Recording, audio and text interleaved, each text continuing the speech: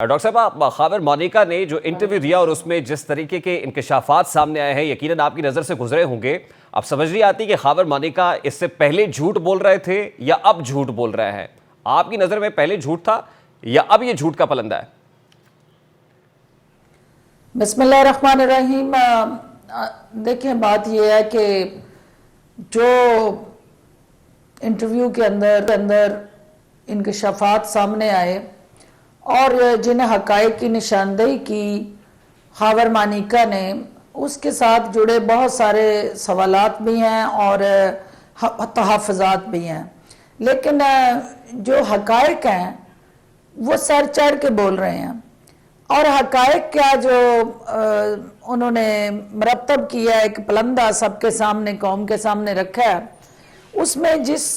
ہماری socio culture religious values کا جو جنازہ نکالا گیا ہے اور پیر اور مرید کی آڑ میں جو بڑھاپے کے عشق کا داستان جو ہے وہ جس طرح سے زبان زد عام آئی ہے، یہ ہماری فلمی سٹائل کی سٹوری ہے جو ہمارے معاشرے کے اندر فٹ تو نہیں ہوتی، لیکن یہ ضرور ہے کہ رومیو جولیٹ جو تھے وہ کس طرح ایک پیر اور مرید کا روپ دھار کے ریاست مدینہ کے اندر ایک ایسا گنونا کردار ادا کرتے رہے کہ جس کی نہ ہماری کوئی معاشرتی اور نہ کوئی ہماری سماجی اور نہ کوئی ہماری مذہبی جو ہے وہ روایات اس کی اجازت دیتے ہیں. لیکن دیکھنا یہ ہے کہ خاور مونیکا جو ہے کیا پہلے وکٹم تھے یا اب وکٹم ہے، کیونکہ پہلے اگر انہوں نے یہ سب کچھ انہیں پتا تھا کہ یہ سب کچھ ہو رہا ہے، انسان جیتا ہے غیرت کے نام پہ، زندہ رہتا ہے اپنی عزت کے لیے، تو جس کی غیرت اور عزت کا جنازہ سر عام نکل رہا ہو اور وہ خاموش تماشائی بن کے دیکھتا رہا ہو اور وہ صرف یہ سوالات کر رہا ہو کہ بھی میرا گھر اجاڑ دیا، میری خوشیاں چھن گئی، تو بھئی یہ اتنے عرصے بعد آپ کو کیوں یاد آیا؟ یقیناً اس کی ایک وجہ ہمیں سمجھ آتی ہے کہ وہ اس وقت صاحب اقتدار تھے، اس وقت وزیر اعظم ہاؤس میں ان کی سابقہ وائف جو ہے، انہوں نے بشرا مونیکا سے بشرا عمران نیازی تک کا جو سفر تھا وہ سوائے شرمندگی کی داستان کے اور کچھ نہیں ہے. لیکن خاور مونیکا صاحب یہ دانستہ یا غیر دانستہ یہ معنی خیز خاموشی کیوں اختیار کی؟ ڈاکٹر صاحب یہی تو سوال ہے خاور مونیکا صاحب کے. اس وقت کے سٹیٹمنٹس بھی، ویڈیو سٹیٹمنٹس موجود ہیں، اس وقت وہ اس رشتے کو وسیع تر قومی مفاد میں قرار دے رہے تھے. تو میرا سوال یہ ہے کہ وسیع تر قومی مفاد میں خاموشی تھی یا پھر آپ کی نظر میں ذاتی مفاد میں خاموش ہوئے تھے؟ دیکھیں اس کے اندر جو سہولت کاری کرنے والے عناصر تھے، جو فرا گوگی کا کردار تھا، وہ جس طرح سے انہیں وزیر اعظم کے عہدے پہ براجمان ہونے کے دعوے اور پھر اس کے بعد جس طرح سے وہ ان کو بلیک میل اور اوورآل خوفزدہ کرنے کی اور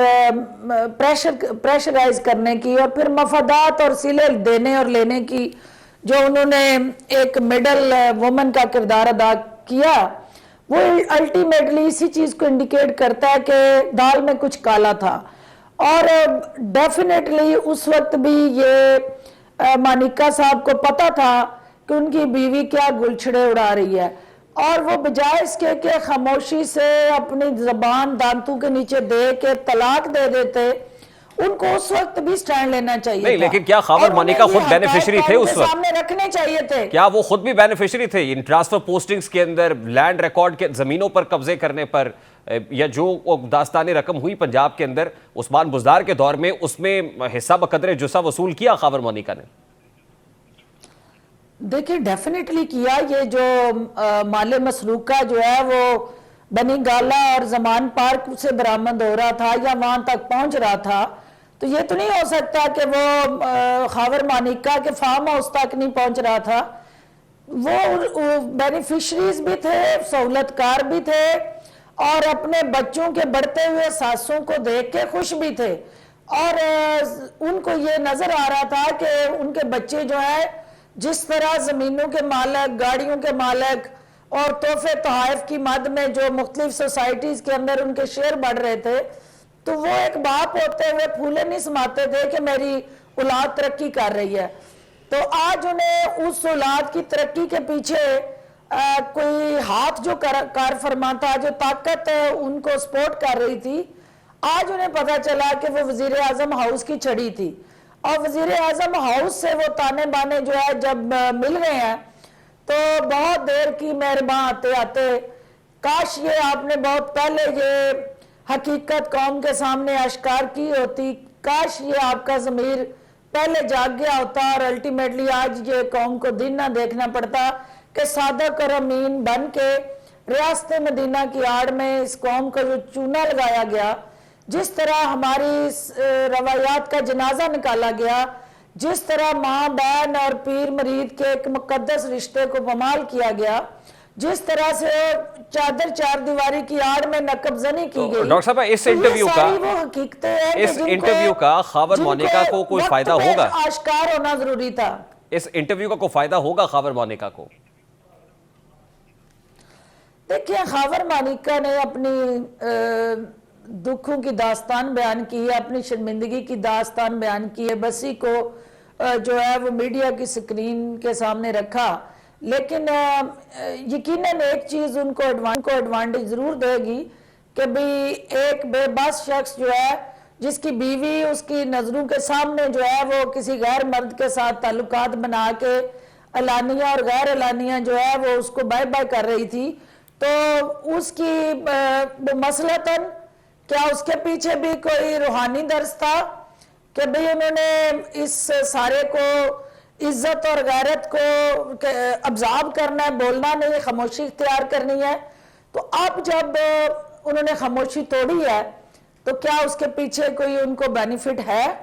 تو آنسر اس کے اب پچھتائے کیا ہوت جب چڑیاں چگ گئیں کھیت. اب یہ جتنا بھی ان کا پچھتاوا ہے وہ ان کے اوپر بوجھ ہے، کیونکہ ان کے اپنے کندھوں پہ بوجھ ہے، ان کے اپنے ضمیر پہ بوجھ ہے، جس کو بانٹا تو جا سکتا ہے لیکن ختم نہیں کیا جا سکتا. ڈاکٹر صاحب خاور مونیکا کو اگر فائدہ ہو بھی جاتا ہے تو اس انٹرویو سے کیا چیئرمین پی ٹی آئی کو یا بشرا بی بی کو کوئی نقصان ہوا ہے یا ہوگا؟ دیکھیں، بشرا بی بی ایک نانی کا اس وقت بھی کسی اور کے ساتھ شادی رچانا ہماری سماج کے اندر وہ کوئی اچھا سمبل نہیں سمجھا جاتا، کوئی اچھی روایات نہیں ہے. ڈاکٹر صاحب شادی کی انہوں نے نہیں شادی کی، لیکن اس کے اوپر سوالیہ نشان بھی ہے نا کہ وہ کہتے ہیں کہ نکاح کے اوپر نکاح کر دیا، عدت پوری نہیں تھی تو ابھی وہ